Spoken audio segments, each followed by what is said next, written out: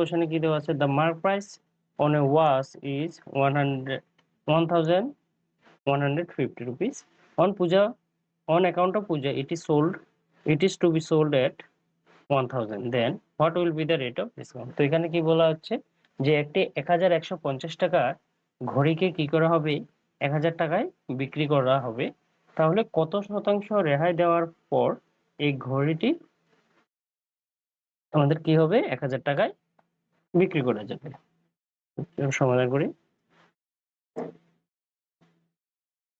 Solution আমাদের কি দেওয়া আছে, আমাদের দেওয়া আছে মার্ক প্রাইস, আমরা লিখতে পারি mark price equal to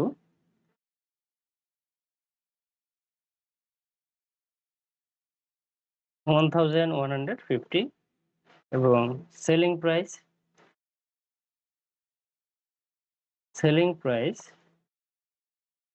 equal to 1000।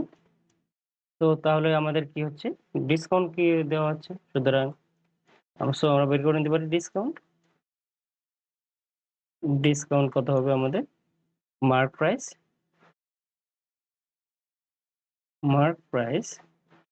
Minus selling price, mark price minus selling price, তো মাইনাস করলে হয়ে যাবে কত, 150 রুপিস, তো রুপিস 150। তো এখন সুতরাং আমরা ডিসকাউন্ট বের করে নিতে পারি, সো ডিসকাউন্ট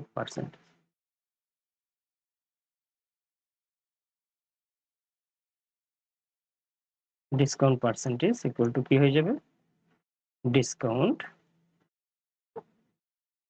ইন্টু 100 আপন আমাদের কস্ট প্রাইস, মার্ক প্রাইস। তো ডিসকাউন্ট কত, 150 ইন্টু 100, আর মার্ক প্রাইস দেওয়া আছে 1150। তো আমরা যদি সলভ করি পাই, তো এখন 5 দিয়ে যদি আমরা ডিভাইড করি পাই 2, 5 দিয়ে ডিভাইড করলে 23।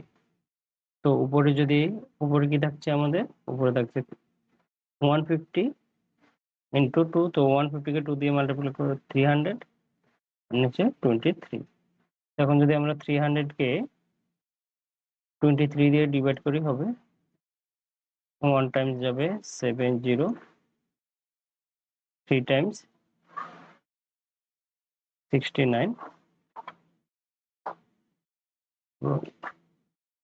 মাইনাস করলে 1, তো ডেসিমেল দিলে এটি হয়ে যাবে 0, যেহেতু এখন যাবে না আমাদের ডিভাইড করা, তাহলে একটা উপরে 0 দিব, এখানে একটা 0, তাহলে যাবে আরো 4 টাইমস দিলে হবে 92, এবং 8 0 করলে হবে আরো 3 টাইমস। তো আমাদের আনসার কি হয়ে যাবে, আনসার হয়ে যাবে, আমরা যদি 23 দিয়ে 300 কে ডিভাইড করি হবে 13.043। তো আমরা মোটামুটি ডিসকাউন্ট পেয়ে গেলাম। তো discount percentage equal to 13.04% approx.